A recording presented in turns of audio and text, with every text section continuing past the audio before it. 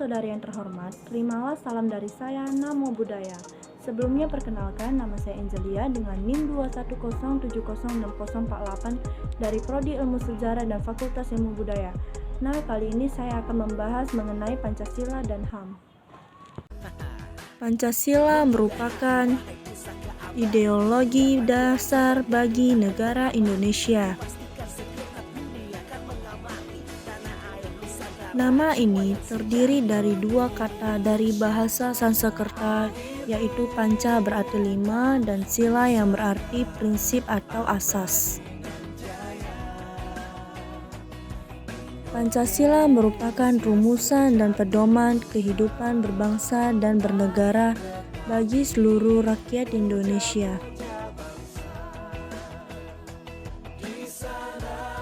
Fungsi dan kedudukan Pancasila yaitu yang pertama, Pancasila sebagai dasar negara bangsa Indonesia. Yang kedua, Pancasila sebagai pandangan hidup. Yang ketiga, Pancasila sebagai ideologi bangsa Indonesia. Yang keempat, Pancasila sebagai jiwa bangsa Indonesia. Yang kelima, Pancasila merupakan sumber dari segala sumber tertib hukum. Keenam, Pancasila sebagai kepribadian bangsa Indonesia. Yang ketujuh, Pancasila sebagai cita-cita dan tujuan yang akan dicapai bangsa Indonesia. 8. Pancasila sebagai perjanjian luhur. 9. Pancasila sebagai falsafah hidup yang mempersatukan bangsa Indonesia. 10. Pancasila sebagai pandangan hidup bangsa Indonesia.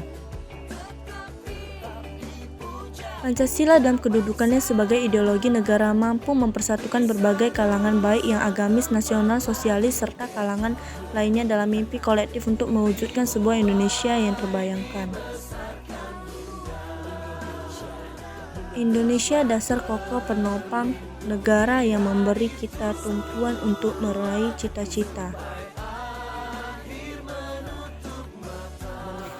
Yang menjadi pusat pembentuk hukum yang berkuasa. Membuat kita teratur dalam menjalankan negara sebaik singkat dalam setiap isi Pancasila memiliki makna luas berilmu.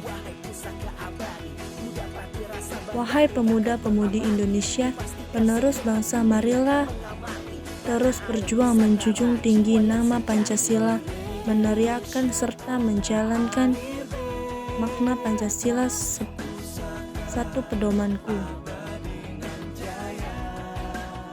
Kita anak Indonesia, pendekar tanah air kita, junjung tinggi merah putih kita. Garuda lambang negara kita, Pancasila ideologi kita, persatuan bangsa, kesatuan jiwa kita, jaga selamanya.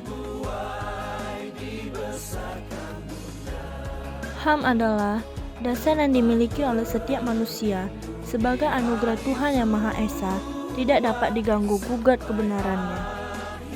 Menurut Undang-Undang Nomor 39 Tahun 1999 Pasal 1, bahwa pelanggaran HAM adalah setiap perbuatan seseorang atau kelompok orang termasuk aparat negara baik disengaja ataupun tidak disengaja yang secara melawan hukum mengurangi, menghalangi atau mencabut hak asasi manusia seseorang ataupun kelompok orang yang dijamin oleh undang-undang dan tidak mendapatkan atau dikhawatirkan tidak akan memperoleh penyelesaian hukum yang adil dan benar sesuai hukum yang berlaku. Bentuk pelanggaran HAM dibagi menjadi dua, yaitu yang pertama diskriminasi. Diskriminasi yaitu suatu perbuatan pelecehan yang langsung ataupun tidak langsung didasarkan pada pembedaan manusia atas dasar agama, suku, ras, etnik, kelompok, golongan, jenis yang berakibat pengurangan hak asasi manusia dan kebebasan dasar dalam kehidupan baik secara individual ataupun kolektif dalam aspek kehidupan. Yang kedua, penyiksaan. Penyiksaan adalah suatu perbuatan yang dilakukan dengan sengaja sehingga menimbulkan rasa sakit atau penderitaan baik jasmani ataupun rohani. Penyelenggaraan HAM berat diklasifikasi menjadi dua, yaitu yang pertama kejahatan genosida.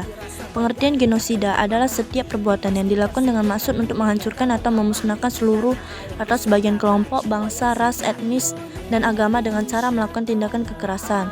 Yang kedua, kejahatan terhadap kemanusiaan.